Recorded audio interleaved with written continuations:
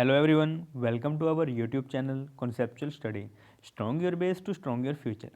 आइए, हम कर रहे थे अपने बैंकिंग एंड फाइनेंशियल इंस्टीट्यूशन के। इसमें हमने 2 लेक्चर्स अभी तक लगा लिए हैं। अगर आपने अभी तक वो नहीं देखा है तो देखो, वो देखना ज़रूरी है इस लेक्चर को देखने से पहले, क्योंकि वो आपका क्या है, बेस है। अगर आप उस बेस को नहीं समझ पाएंगे तो अभी वाले लेक्चर्स लगाने के बाद आप शायद इस टॉपिक को इतने अच्छे से ना समझ पाएँ जितने अच्छे से समझना चाहिए था। ठीक है, तो आप वो प्लीज़ देखिए, उनका जो लिंक है वो डिस्क्रिप्शन में मिल जाएगा।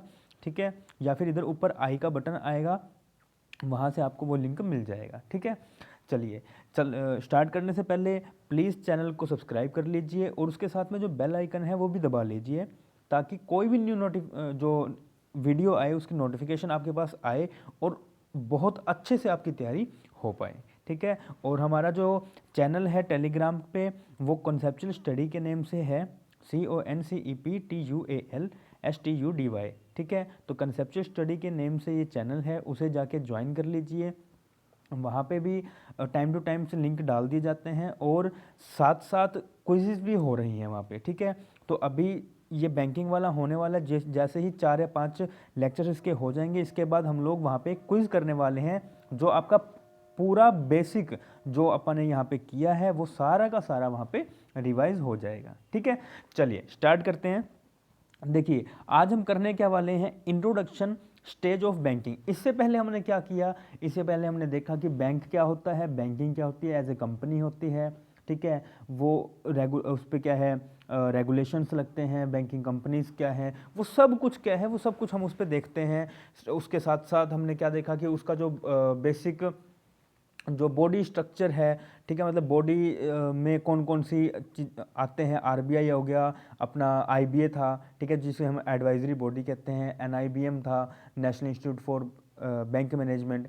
तो ये सारी चीज़ें उसमें आती थी। ठीक है, तो अब हमने ये सब पढ़ने के बाद अब क्या, इंट्रोडक्शन स्टेज। भाई बैंकिंग की जो इंट्रोडक्शन, ये बैंकिंग शुरुआत कहाँ से हुआ है ना, ये बैंकिंग शुरुआत कहाँ से हुआ, वो सब हमने यहाँ पे आज पढ़ना है। और एसबीआई के बारे में हम थोड़ा सा यहाँ पे पढ़ेंगे आज। ठीक है, एसबीआई कैसे बना और आज के टाइम पे वो क्या है। चलिए स्टार्ट करते हैं। देखिए, पहली बात करते हैं 3 फेजेस में। इसकी 3 फेजेस हैं। पहला जो आज हम करने वाले हैं, इंट्रोडक्शन स्टेज करेंगे, उसके बाद नेक्स्ट वीडियो में नेशनलाइजेशन स्टेज करेंगे, और उसके बाद रिफॉर्मिंग स्टेज जो है वो हम अगली वीडियो में करेंगे, जिसमें हम पूरा रिफॉर्मिंग स्टेज, आज तक क्या चल रहा है, आज तक क्या हुआ, वो सब। जब हमारा एलपीजी आया 1991 में आया था, तो 1991 के बाद आज तक क्या हुआ, क्या चल रहा है, वो सब हम वहाँ पे डिस्कस करने वाले हैं। ठीक है, तो देखिए 3 फेजेस में सॉरी 3 फेजेस में कौन कौन सी स्टेजेस हैं। पहला तो है आपका कौन सा, इंट्रोडक्शन स्टेज, फिर है आपका नेशनलाइजेशन स्टेज, और फिर है आपका रिफॉर्मिंग स्टेज।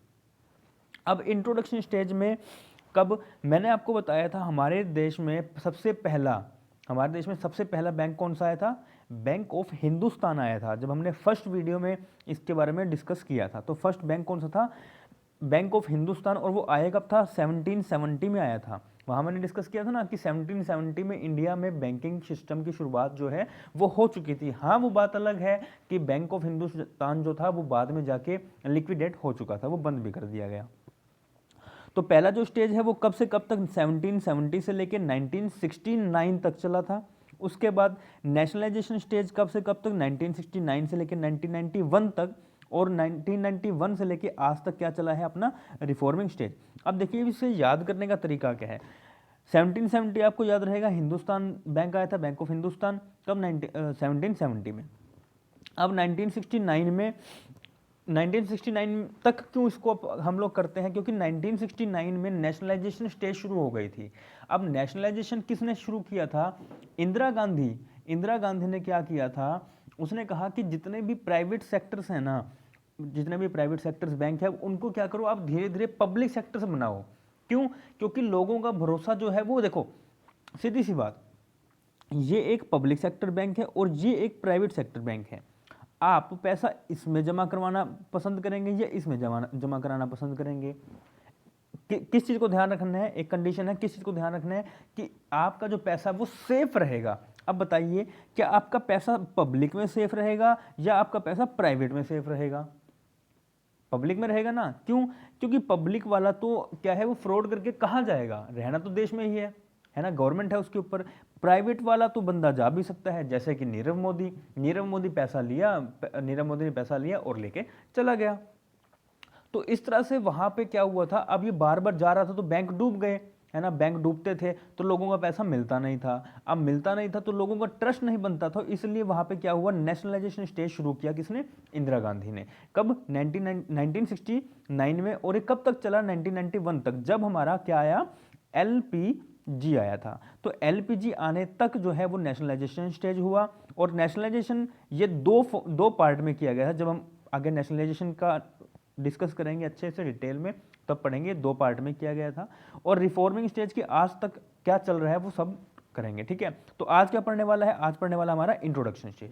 आइए देखिए हुआ क्या हमारे देश में। देखो, सबसे पहले हमारे देश में राज किसने किया? अंग्रेजों ने किया। कौन आए थे यहाँ पे? ब्रिटिश आए थे। कौन आए थे? ब्रिटिश आए थे ना, ब्रिटिश। तो ये कंपनी लेके आए थे, जिस कंपनी, उस कंपनी का नाम क्या था आपको अगर याद हो तो?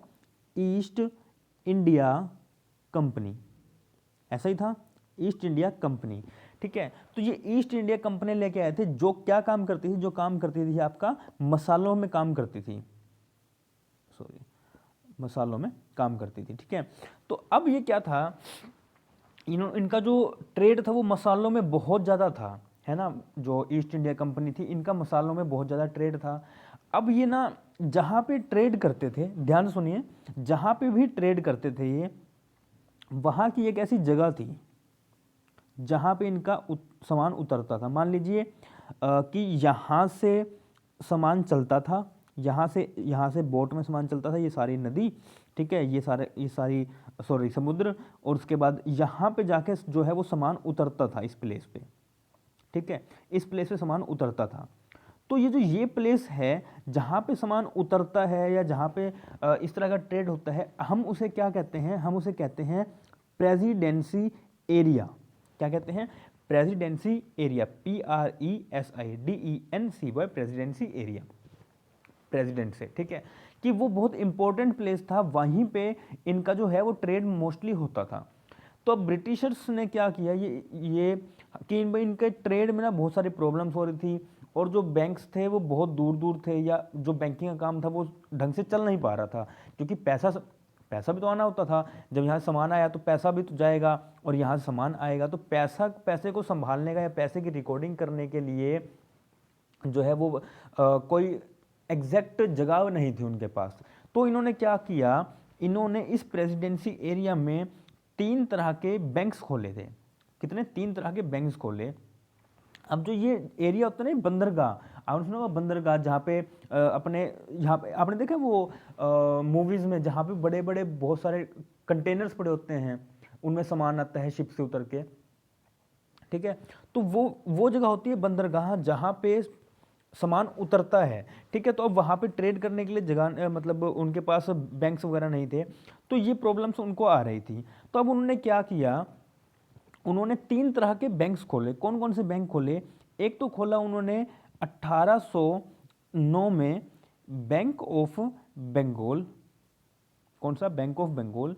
फिर उसके बाद एक खोला उन्होंने 1840 में बैंक ऑफ बॉम्बे, और एक खोला इन्होंने 1843 में, 1843 में बैंक ऑफ मद्रास, ठीक है। तो ये 3 बैंक जो है इन्होंने खोले। अब इन 3 बैंक्स को क्या है, इन 3 बैंक्स को क्या कहा जाता है? प्रेसिडेंसी बैंक कहा जाता है। प्रेसिडेंसी बैंक क्यों कहा जाता है? क्योंकि ये इस प्रेसिडेंसी एरिया पर खोले गए थे। कहाँ पे खोले गए थे? जहाँ पे ये ट्रेड होता था, तो इसी पे खोल दिया। अब बताओ कि अगर वहीं पे ये तीनों के तीनों बैंक खोल दिए जाएं, कि वहाँ पे अगर बैंक्स वहीं पे सेटअप कर दिए जाएं, तो इनका जो ट्रेड है वो फास्टली हो पाएगा कि नहीं? क्योंकि देखो, मेन बात है पैसे से, सामान आया, पैसा जाएगा, तो जहाँ पे पैसा आएगा तो वो एक जगह होगी यहाँ पे, कि हाँ भाई यहाँ पे आके सबमिट कराओ, और यहीं से आप आके पैसा ले जाओ वापस। तो एक जब जगह पास में होगी तो क्या होगा, देखो पहले डिजिटल तो कुछ नहीं था, डिजिटल तो आज के टाइम पे हुआ है, पहले तो सब कुछ मैनुअली होता था, तो बैंक में आना पड़ता था और बैंक से ही पैसा लेके जाना पड़ता था, तो इसलिए इन्होंने वहां खोला। नहीं तो पहले क्या था, आप बिल से लेके आते थे, बिल से जाके आप डिस्काउंट कराते थे कहीं और किसी और बैंक में जो 10-10 15-15 किलोमीटर दूर या उससे और दूर हो, तो वहां पे इनको प्रॉब्लम्स आ रही थी, ठीक है, वहां पे इनका डिले हो रहा था काम। तो इन्होंने क्या किया, इन्होंने ये वाले जो बैंक्स हैं तीनों, ये तीनों बैंक्स इन्होंने खोल दिए। कहाँ पे खोले, प्रेसिडेंसी एरिया पे। That's why these banks are called presidency banks, ठीक है। अब इनमें क्या प्रॉब्लम आई, अब जब इनकी बात आई थी तीनों बैंक्स की, क्या बात हुई कि जब हमारे देश में सारे के सारे कमर्शियल बैंक थे, सब अपने तरीके से काम कर रहे थे, ठीक है, तो एक बंदा आया, उसका नाम क्या था, एक बंदा आया, उसका नाम क्या था आपका, J.M. केन्स। क्या नाम था उसका, J.M. केन्स। एक मिनट में रब कर दूं, ये लीजिए, उसका नाम था J.M. केन्स। अब यहाँ पे ना दो पर्सन्स के नाम आते हैं, एक का तो हम अभी पढ़ रहे हैं और एक का पढ़ेंगे हम बाद में, मतलब इन दोनों की हम प्रॉपर थ्योरी पढ़ेंगे कब, जब हम इंटरनेशनल बिजनेस करेंगे। दूसरे का नाम था डेक्स्टर वाइट। डेक्स्टर वाइट, ये दोनों बहुत बड़े इकोनॉमिस्ट थे। वर्ल्ड वार के बाद ये दो बहुत बड़े इकोनॉमिस्ट उभर के आए और इन्होंने क्या किया, इन्होंने IMF और वर्ल्ड बैंक का वहाँ पे सेटअप करवाया था, ठीक है। तो जो J.M. केन्स था, ये बहुत इंपॉर्टेंट पर्सन था इंडिया में, ठीक है।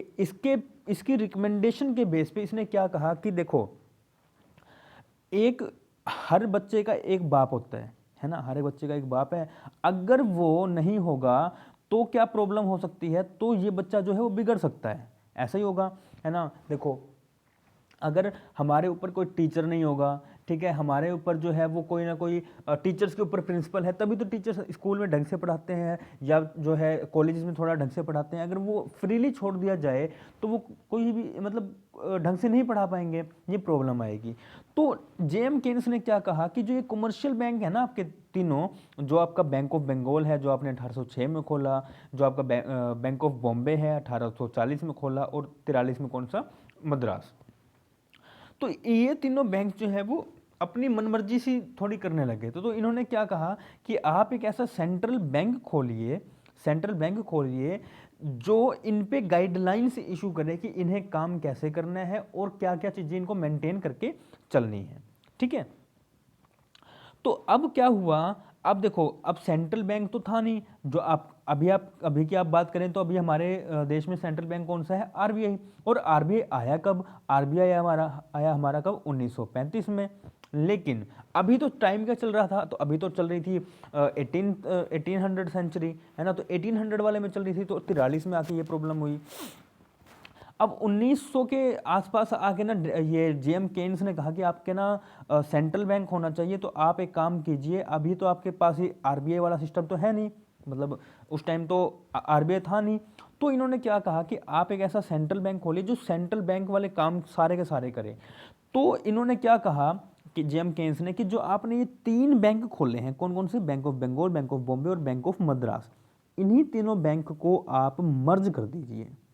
क्या कर दीजिए, मर्ज कर दीजिए। मर्ज का मतलब क्या होता है, इन तीनों को मिला के एक बैंक बना देना, जिसका नाम इन्होंने क्या रखा था, imperial bank of India. Bank of India, ठीक है। तो इन्होंने क्या रखा इसका नाम, इंपीरियल बैंक ऑफ इंडिया, इन तीनों बैंक्स को मिला के। अब जो ये इंपीरियल बैंक ऑफ इंडिया था, जो ये इंपीरियल बैंक ऑफ इंडिया था, इसे क्या कहा गया, क्वासी सेंट्रल बैंक। देखिए, एक तो होता है सेंट्रल बैंक, एक होता है क्वासी सेंट्रल बैंक। जहां पे भी ये आपको वर्ड मिलेगा, आप चाहे लीगल एस्पेक्ट्स पढ़ेंगे, जब अपना बिजनेस लॉ पढ़ोगे आप, या फिर अभी ये पढ़ रहे हो, या फिर आप कहीं पे भी ये वर्ड पढ़ो, तो क्वासी का मतलब होता है कि उस जैसा नहीं है लेकिन वैसे काम कर रहा है, समझ रहे हैं। देखिए, सेंट्रल बैंक कौन है, अपना RBI, ठीक है। तो ये जो इंपीरियल बैंक ऑफ इंडिया है, ये सेंट्रल बैंक तो नहीं है लेकिन सेंट्रल बैंक वाले काम करेगा, तो इसलिए इसे क्या कहा गया, क्वासी सेंट्रल बैंक कहा गया। ठीक है, ये एक्चुअल में सेंट्रल बैंक नहीं है, लेकिन ये काम कैसे करेगा, क्वासी सेंट्रल बैंक, मतलब ये जो कमर्शियल बैंक्स पे जितने भी गाइडलाइंस होंगे, जितने भी set of rules and regulations होंगे या प्रोटोकॉल्स होंगे, वो सारे के सारे कौन इशू करेगा, वो सारे के सारे इशू कौन करेगा, आपका इंपीरियल बैंक ऑफ इंडिया। अब इसे बनाया कब गया, इन तीनों बैंक्स को मर्ज करके 1921 में बनाया गया। ये डेट याद रखना बहुत ज़्यादा इंपॉर्टेंट हो जाती है, एग्जाम में बहुत चांसेस रहते हैं इसे पूछने के, और पूछा भी गया है ये क्वेश्चन। तो 1921 में इंपीरियल बैंक ऑफ इंडिया को कैसे बनाया गया, इन तीनों बैंक्स को मर्ज करके इंपीरियल बैंक ऑफ इंडिया बनाया गया। ये क्या था, ये सेंट्रल बैंक था? नहीं, ये सेंट्रल बैंक नहीं था, ये क्या था, क्वासी सेंट्रल बैंक था, कि ये सेंट्रल बैंक तो नहीं होगा लेकिन सेंट्रल बैंक जैसी भूमिका निभाएगा, कि उसके जैसे गाइडलाइंस बताएगा कमर्शियल बैंक्स को। अब क्या हुआ, इसे ना धीरे धीरे ये प्रॉब्लम आती गई, तो इन्होंने क्या किया, तो इन्होंने वो सारे के सारे बैंक्स तीनों मर्ज करे और क्या बना दिया, इंपीरियल बैंक ऑफ इंडिया। और अब ध्यान सुनना, और आज के टाइम पे जो आपका सबसे बड़ा बैंक है SBI, वो यही बैंक है। कैसा लगा, है ना? अच्छा, इंपीरियल बैंक ऑफ इंडिया को ही नाम चेंज करके स्टेट बैंक ऑफ इंडिया बनाया गया था। ठीक है, चलिए हल्का सा रिवाइज कर लें एक बार। देखो क्या क्या था, हमारे पास 3 फेजेस थे, इंट्रोडक्शन स्टेज थी, नेशनलाइजेशन स्टेज थी और रिफॉर्मिंग स्टेज थी। ठीक है, कब 1770 में, 69 तक, और 69 से 91 तक, और 91 से प्रेजेंट तक। क्या हुआ था, ईस्ट इंडिया कंपनी हमारे यहाँ आई थी, मसालों का बिजनेस कर रही थी, और उनके पास क्या था, वो जहाँ पे ट्रेड करते थे, जिस पे जो उनका सामान था, जहाँ पे आके उतरता था, जिस बंदरगाह पे, वो क्या प्लेस था, वो प्रेसिडेंसी एरिया था। ठीक है, तो अब इनको प्रॉब्लम आ रही थी सारे ट्रेड करने में, क्योंकि डिले हो रहा था काम। तो इन्होंने क्या कहा, चलो ठीक है, हम लोग क्या करते हैं, हम लोग 3 बैंक्स खोलते हैं। 3 बैंक्स खोलते हैं, वो 3 बैंक्स कौन कौन से, bank of Bengal, bank of Bombay and bank of Madras. ठीक है, देखिए मैं एक चीज़ यहाँ पे बताऊंगा, कहीं कहीं लिखा होगा आपको बैंक, ये 1809 की बजाय 1806। आपको मैं एक चीज़ क्लियर कर दूं, इसी बैंक का नाम पहले बैंक ऑफ कलकत्ता था। ठीक है, बैंक ऑफ कलकत्ता था 1806 में, और उसका बाद में नाम चेंज करके 1809 में बैंक ऑफ बंगाल किया गया। ठीक है, चलिए, तो ये 3 बैंक खोले गए, कब 9 में, 40 में और 43 में, कौन कौन से, बंगाल, बॉम्बे और मद्रास खोला गया। तो अब इन्होंने बाद में क्या हुआ, जो एक बंदा था, कौन, इकोनॉमिस्ट था बहुत बड़ा, इसने आके क्या कहा कि आपके देश में सेंट्रल बैंक होना जरूरी है। क्यों, ताकि आपका जो बैंकिंग सिस्टम है वो अच्छे से काम कर सके। तो JM केन्स ये बंदा था, बहुत बड़ा इकोनॉमिस्ट था।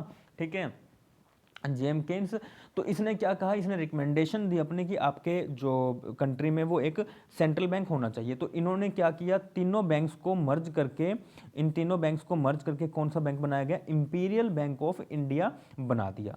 इंपीरियल बैंक ऑफ इंडिया कब बनाया गया, 1921 में बनाया गया। ठीक है, 1921 में बनाया गया, और इसी को आज हम क्या कहते हैं, SBI कहते हैं। ठीक है, स्टेट बैंक ऑफ इंडिया। और इंपीरियल बैंक क्या था, क्वासी सेंट्रल बैंक था, सेंट्रल बैंक नहीं है लेकिन सेंट्रल बैंक जैसे काम करेगा। क्या करेगा, सेंट्रल बैंक जैसे काम करेगा। और इसी को आज क्या कह रहे हैं, SBI। सबसे ओल्डेस्ट बैंक यही है, और सबसे बिगेस्ट कैपिटल वाला बैंक जो है वो यही है। अब आगे थोड़ा सा देखें, अब देखिए SBI जो था वो था कमर्शियल बैंक, है ना। SBI जो है वो कमर्शियल बैंक है। कमर्शियल बैंक देखो क्या होते हैं, कमर्शियल बैंक वो बैंक्स होते हैं जो प्रॉफिट पर्पस के लिए काम करते हैं। Commercial banks are those banks which run their business for profit, only for profit. ठीक है, तो क्या है वहां पे वो सिर्फ और सिर्फ प्रॉफिट के लिए काम करते हैं कमर्शियल बैंक्स। तो अब जो SBI है, SBI क्वासी सेंट्रल बैंक था, क्योंकि सेंट्रल बैंक की भूमिका में इसी को दी थी, और इसका नाम बाद में चेंज करके हमने स्टेट बैंक ऑफ इंडिया कर दिया। क्यों ऐसा क्यों किया, कि उन्होंने कहा, जब गवर्नमेंट आई तो इन्होंने क्या कहा कि यार ये ना अंग्रेजों के नाम बहुत हो गए, अब छोड़ो, आज़ादी के बाद की बात है ये। ठीक है, तो उन्होंने कहा यार ये अंग्रेजों का नाम दिया हुआ है इंपीरियल बैंक ऑफ इंडिया, हम इसे काट के, इसे ख़त्म करके अब हम ऐसा बैंक बनाएंगे जो इंडिया को रिप्रेजेंट करेगा। तो इन्होंने क्या नाम रखा, स्टेट बैंक ऑफ इंडिया। क्या नाम रखा, स्टेट बैंक ऑफ इंडिया, जो कि इंडिया को रिप्रेजेंट करेगा। अभी तक हमारे पास सेंट्रल बैंक नहीं आया था, ध्यान सुनना, अभी तक हमारे पास सेंट्रल बैंक जो आरबीआई है वो नहीं आया था, तो इसलिए इसे क्वासी सेंट्रल बैंक की भूमिका ही निभाने को दे दी। ठीक है, तो अब क्या हुआ, अब 1955 में, अब ध्यान सुनना, अब थोड़ी सी बात ज़्यादा आने वाली है। ठीक है, तो 1955 में क्या हुआ, एसबीआई को जो है नेशनलाइज किया गया। ठीक है, ये जो इसका नाम चेंज किया गया ना 1955 में किया गया था, ध्यान रखना। जो इंपीरियल बैंक ऑफ इंडिया को 1947 के बाद, एक सेकंड को रब भी कर दूं मैं, चलो बहुत है। देखो जो ये एसबीआई था ना, एसबीआई इसका नाम कब रखा गया, 1955 में। ठीक है, अब ये जो इंपीरियल बैंक ऑफ इंडिया है, इंपीरियल बैंक ऑफ इंडिया ये क्या था, अपना क्वासी सेंट्रल बैंक था। ठीक है, तो क्वासी सेंट्रल बैंक चलता रहा। तो अब क्या हुआ, अब आज़ाद हो गया हमारा देश 1947 में, और उन्होंने क्या कहा कि हम ऐसा एक बैंक बनाएंगे जो इंडिया को रिप्रेजेंट करेगा, और जो अंग्रेजों वाला नाम है घटिया सा, हम इसे हटाएंगे। तो इन्होंने 1955 में एसबीआई नाम रख दिया इसे, और इसे नेशनलाइज कर दिया। मतलब कि ये अभी तक इंपीरियल बैंक ऑफ इंडिया, जो ये 3 बैंक्स थे, ये प्राइवेट ओन्ड बैंक्स थे। तो अभी से क्या हुआ, इसके जो स्टेक्स थे वो सारे के सारे किसने ले लिए, गवर्नमेंट ने ले लिए। किसने ले लिए, सेंट्रल गवर्नमेंट ने। अब सेंट्रल गवर्नमेंट ने ले लिए तो ये क्या हो गया, अपना पब्लिक बैंक हो गया, मतलब नेशनलाइज्ड कर दिया इसे। अब एक चीज याद रखना, जो आपका एसबीआई है ना, इससे आरबीआई इसे अलग शो करता है, और जो आपके पब्लिक सेक्टर बैंक्स हैं, पीएसयूज, पब्लिक सेक्टर यूनिट्स, उन्हें आरबीआई अलग शो करता है। हालांकि दोनों के दोनों पब्लिक सेक्टर बैंक्स ही हैं, मगर आरबीआई एसबीआई को थोड़ा सा अलग शो करता है, आता उसी लाइन में है लेकिन अलग शो करता है। ठीक है, तो अब क्या हुआ, अब बारी आई 1960 की। कितने, कब की, 1960 की। तो 1960 में ना अब थोड़ा सा ग्रो होने की बारी आई। ठीक है, ग्रो होने की बारी है। देखो लिंक करते चलेंगे, हमने कहा था कि 1969 तक तो हम सब पढ़ेंगे, लेकिन एक चीज को पकड़ के पढ़ते रहेंगे। अभी एसबीआई का हम थोड़ा सा कर रहे हैं, एसबीआई का अच्छे से करके फिर हम नेशनलाइजेशन स्टेज करेंगे, तो वहां पे हम सभी बैंक्स की अलग से बारीक जो है डिस्कशन कर लेंगे। ठीक है, तो 1960 में क्या हुआ, एसबीआई के 7 एसोसिएट्स बैंक्स लाए गए। ठीक है, एसोसिएट्स बनाई गई, कितनी, 7 एसोसिएट्स बनाई गई।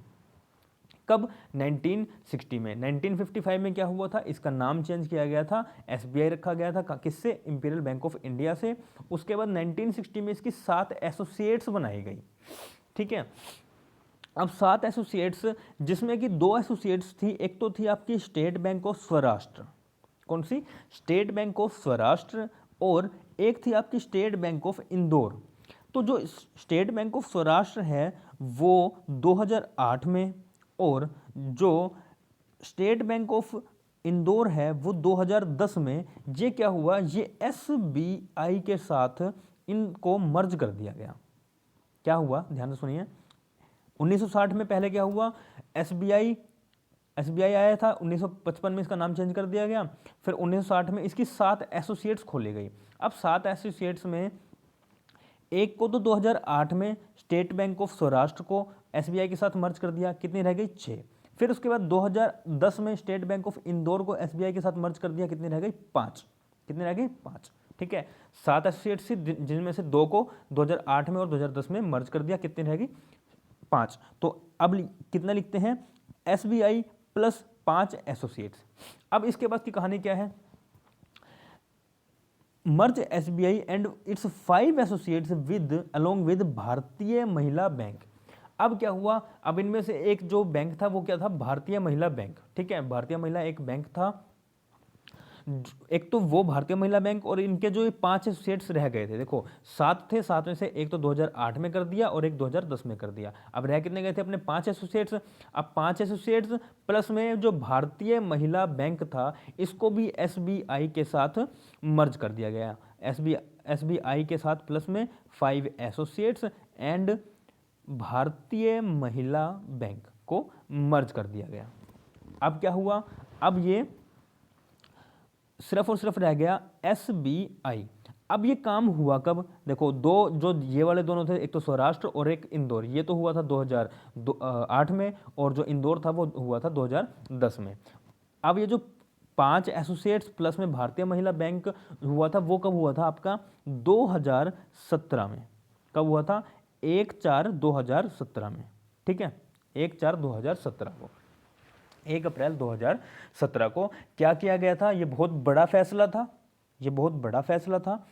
1 अप्रैल 2017 को एसबीआई के जो 5 एसोसिएट्स थे प्लस में भारतीय महिला बैंक जो था, इसे एसबीआई के साथ मर्ज कर दिया गया। कब? 2017 में। देखिए, भारतीय महिला बैंक बहुत ज़्यादा इंपॉर्टेंट बैंक था, ठीक है, और इस पे क्वेश्चन बने हुए हैं पहले भी, तो प्लीज़ इसके जो डेट्स हैं वो थोड़े से याद करके जाना। इसे 2-4 बार पढ़ोगे ना, 2-4 बार क्या कह रहा हूँ, एक या दो बार, एक बार तो नॉर्मल आपने वीडियो देखी, दूसरी बार जस्ट रिवाइज करना है, आपको याद हो जाएगा। और थर्ड टाइम बीच में कभी भी जब आपका मन करे, हफ्ते 2 हफ्ते बाद, तब पढ़ लेना, आपको ये सारा चीज़ अच्छे से याद हो जाएगी। मेन इसकी डेट्स हैं, एक इसको सीक्वेंस में करेंगे ना, पर लिंक सब इसीलिए मैं करवा के चल रहा हूँ, लिंक इसीलिए करवा रहा हूँ कि ताकि आपको ये चीज़ें याद हो जाए, ठीक है।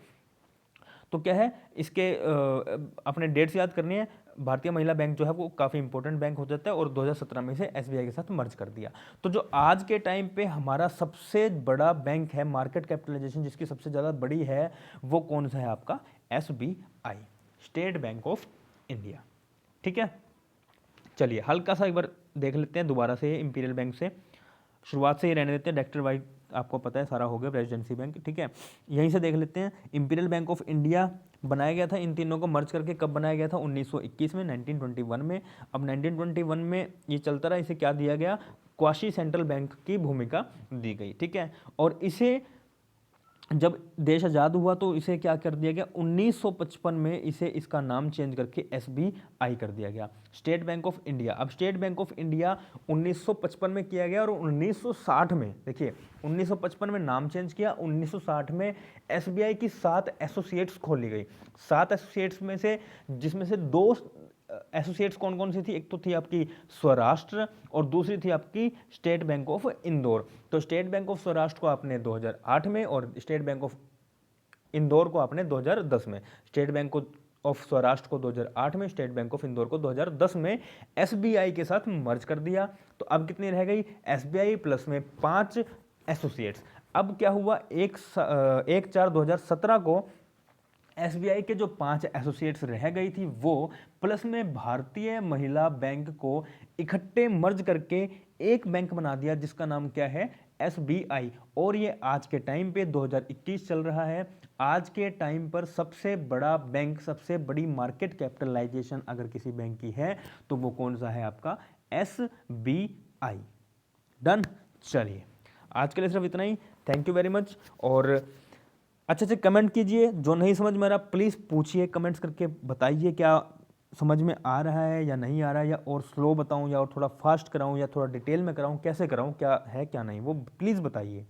और प्लीज़ चैनल को सब्सक्राइब कर लीजिए, वीडियो को लाइक कीजिए और शेयर ज़रूर कीजिए, ठीक है, ताकि आप सबको ये चीज़ें समझ में आए, ये चीज़ें पता होनी ज़रूरी हैं कि चल क्या रहा है, ठीक है, कि हमारा बैंकिंग सिस्टम कहाँ से शुरू हुआ, और आज के टाइम पे बैंक्स क्यों इतने इंपॉर्टेंट है हमारे लिए। इंपॉर्टेंट देखो, आज के टाइम पे गूगल पे आ चुका है, पेटीएम है आपके पास, डिजिटल तो हो गया, मगर उसके पीछे जो एक ढांचा है, उसके पीछे एक जो बेसिक चीज़ है वो क्या है, वो अपने को पता होनी जरूरी है, ठीक है। चलिए तो देखिए, 1-2 बार इस चीज़ को पढ़िए, आराम से चीज़ समझ में आ जाएगी, ठीक है। चलिए, थैंक यू वेरी मच।